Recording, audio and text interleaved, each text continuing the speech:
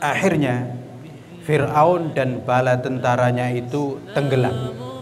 Megap-megap, Fir'aun megap-megap. Dan memang prosesi meninggal di air itu ada prosesi gharaq, tenggelam, megap-megap. Ya, dan itu sangat nggak enak itu. Megap-megap, air masuk keluar, begitu. Itu betul-betul pedih dan sakit sekali. Nah, itulah yang dialami oleh Fir'aun dan bala tentaranya. Dan disebutkan Fir'aun di saat megap-megap itu ingat dan bersyahadat, sadar dia akan kelemahannya. Dan karena itu dia mengaku, amantu annahu la ilaha illa alladhi amanat bihi banu Israel wa ana minal muslimin. Sungguh aku beriman, tidak ada Tuhan yang patut disembah dengan benar kecuali Tuhan yang diimani oleh Bani Israel. Dan aku kini menyatakan diri masuk Islam. Jadi agama Nabi Musa memang agama Islam juga. Iya, memang. Agama para nabi itu semuanya agamanya agama Islam, tidak membawa agama lain. Dan karena itulah Fir'aun saat megap-megap pun menyatakan diri wa ana minal muslimin, tidak menyatakan yang lain, menyatakan wa ana minal muslimin, masuk Islam. Karena tahu agama yang dibawa oleh Nabi Musa itu agama Islam. Dan kita ditunjukkan karena itu terlambat, maka tertolak.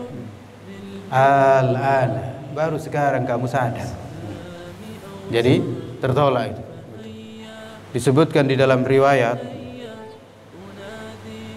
malaikat Jibril itu berusaha menyumpal mulutnya karena khawatir dia betul-betul belum sakarat lalu kemudian bertobat. Kan enak saja dapat rahmat gitu. Jadi disebutkan malaikat Jibril berkata kepada Nabi, andaikan kamu tahu apa yang aku lakukan, aku saat itu tuh berusaha menyumpal tenggorokan Fir'aun dengan tanah supaya dia tidak terus kira-kira minta ampun kepada Allah gitu. Karena mungkin kan sama pikiran kita dengan pikiran malaikat Jibril, enak aja dia sudah begitu lama berbuat durjana lalu kemudian bertobat lalu diterima oleh Allah. Tapi benar, tidak diterima oleh Allah. Al-ana, sekarang kamu baru sadar. Bapak dan saudara-saudara sekalian, nah jadi Fir'aun dan bala tentaranya habis karena saking dahsyatnya gelombang air laut itu. Dan memang sangat dahsyat. Ini nggak tanggung-tanggung ini, karena air laut itu dibendung kira-kira menjadi 12 bendungan gitu. Jadi air itu minggir gitu. Nggak ada bendungannya, nggak nampak, tapi air itu minggir, masing-masing membuat jalan.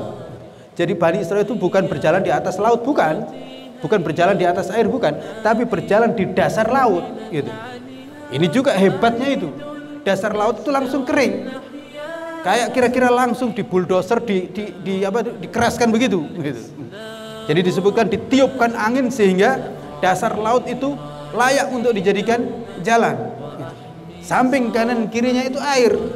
Samping kanan kirinya air. Dan itu ada 12 jalan yang seperti itu. Maka ketika Bani Israel sudah sampai di daratan,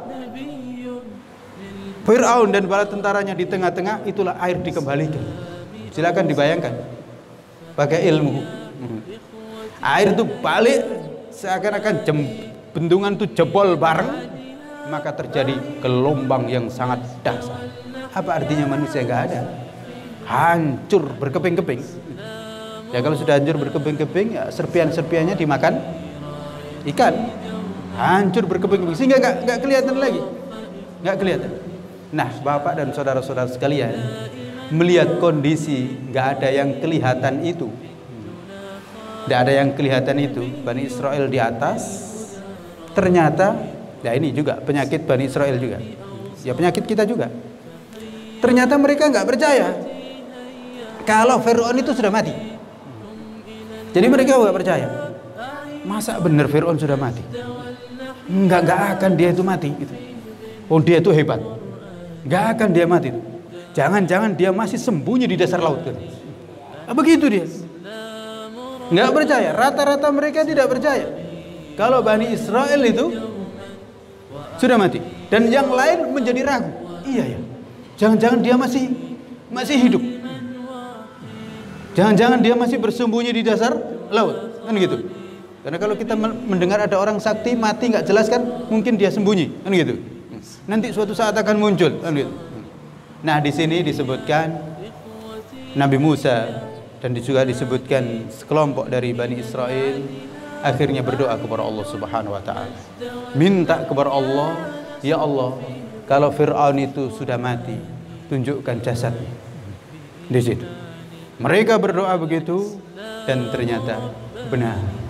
Akhirnya muncul seperti kerbau besar,